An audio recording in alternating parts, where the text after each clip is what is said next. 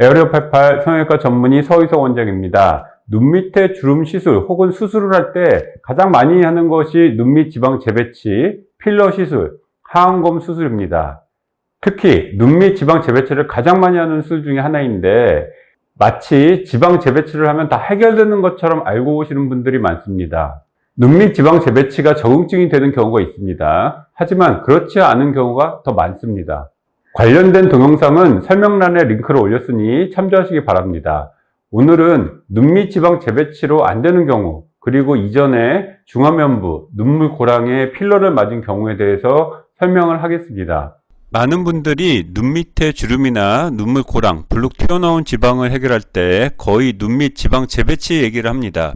2006년에 학회에 지방 재배치라는 말을 제가 처음 사용한 것으로 알고 있습니다. 제가 만든 단어는 아니고 Fat Repositioning 이라는 단어를 번역한 것입니다. 이 발표를 할 때만 하더라도 정말 이 방법이 눈물 고랑도 해결할 수 있고 중안면부도 개선할 수 있으며 팔자까지 개선된다고 했습니다. 그 이후에 좀 더 자세한 분류와 해부학이 나왔고 수술 방법도 그에 따라 변하게 됩니다. 그 중 하나가 눈물 고랑과 눈 밑 꺼진 부분을 이루고 있는 것이 단순히 꺼져서 생기는 것만이 아니라는 것입니다. 눈 밑을 구성하는 지방층에는 분홍색의 얕은 지방층과 초록색의 깊은 지방층이 있으며 이 깊은 지방층을 서브오비큘라리스 오큘리 팻, 수프라고 얘기를 합니다. 보통 눈 밑 고랑과 꺼진 부분을 설명할 때 그 부분에 인대가 쳐져서 꺼지는 것으로 설명을 합니다. 여기에 오류가 있습니다.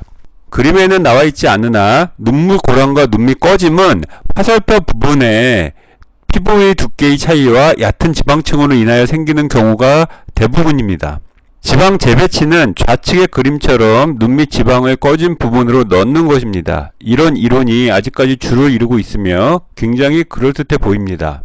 그러나 초음파 사진처럼 노란색 화살표 부분에 지방을 재배치하였다고 빨간색 화살표 부분이 개선되지는 않습니다. 눈밑 수술에서 분홍색이 얕은 지방층으로는 접근을 할 수가 없습니다. 저렇게 접근할 경우 안검 외반이 생기기 때문입니다. 따라서 그 아래에 초록색의 숲을 올려서 두꺼운 피부와 분홍색의 얕은 지방층을 같이 거상하는 것입니다. 이 검은색 선은 뼈의 막을 보여주는 것인데 저 부분에 엔도타인을 넣어서 올리는 경우가 있습니다. 엔도타인은 녹는 플라스틱 같은 재질이며 그림과 같이 삽입이 됩니다. 좌측처럼 대각선으로 넣는 것은 광대가 커지기 때문에 동양인에게 적합하지 않습니다. 그래서 우측처럼 수직으로 올리는 방법을 사용을 합니다. 엔도타인이 삽입되는 저 뼈막은 아주 단단한 부분이기 때문에 저 층을 올리기 위해서는 입안절개도 같이 하여 초록색 부분처럼 광범위한 박리가 되어야 합니다. 더 문제는 저 검은색의 단단한 뼈막이 올라갔다고 하여 그 위에 피부나 얕은 층의 지방이 올라가지 않는다는 것이고 뼈막을 올림으로 인해서 광대가 더 불룩해 보이거나 넓은 박리로 인하여 다른 곳에 손상을 줄 수 있어 더 처질 수 있다는 것입니다. 눈 밑에 주름을 교정하기 위해 필러를 맞은 사진입니다. 젊은 환자인데 눈 밑을 보면 눈물 고랑과 약간의 튀어나온 모습이 보입니다. 초음파를 보면 상당히 많은 양의 필러를 눈 밑과 중안면부에 맞은 것을 볼 수 있습니다. 별표의 눈물 고랑과 경계 부위는 필러로 인하여 더 두드러져 보이는 것입니다. 지금 같은 경우 지방 재배치로 해결이 되지 않습니다. 오히려 더 심하게 보일 수 있습니다. 교정하기 위해 하안검과 수프 리프트 수술을 했고 수술 후 2달째 모습입니다. 흉터는 2달째가 제일 심하며 2달 이후부터 좋아지며 이 정도 흉터는 나중에 보이지 않습니다. 우측에 이 경계 부위가 약간 남아있는데 이 부분이 이전에 중안면부에 맞았던 필러 부위입니다. 많은 분들이 필러가 저절로 다 없어지거나 녹이면 된다고 알고 있는데 그렇지 않습니다. 다 녹일 수도 없을 뿐더러 녹는 필러라 하더라도 10년이 지나도 안 녹는 경우가 있습니다. 앞에서 설명한 대로 좌측 검은 선이 우측의 파란 선으로 올라가야 눈물 고랑과 꺼진 부분이 해결이 되며 이게 수프 리프트입니다. 눈 밑에 주름, 눈물 고랑을 개선시키기 위해서 여러가지 수술 방법을 하게 됩니다. 그 원인이 무엇인지를 명확하게 알고 시술이나 수술을 해야 합니다. 필러가 간단한 시술이기는 하나 단순히 꺼진 것을 채워넣는다고 하여 저런 문제들이 해결되는 것은 아닙니다.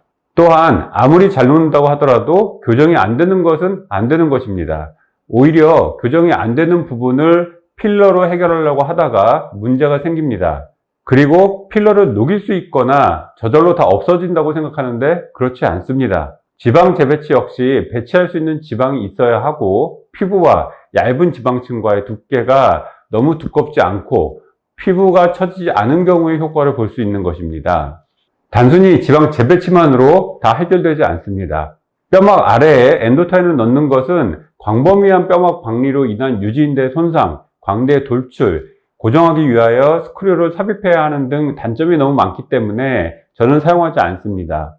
하안검 수술과 스프리프트, 그리고 뼈막 아래의 엔도타인, 필러에 대해서 말씀드렸고, 다음에는 이어 비슷한 주제로 엔도타인을 이용한 내시경 안면 거상과 이중평면 수술에 대해서 다루도록 하겠습니다. 감사합니다.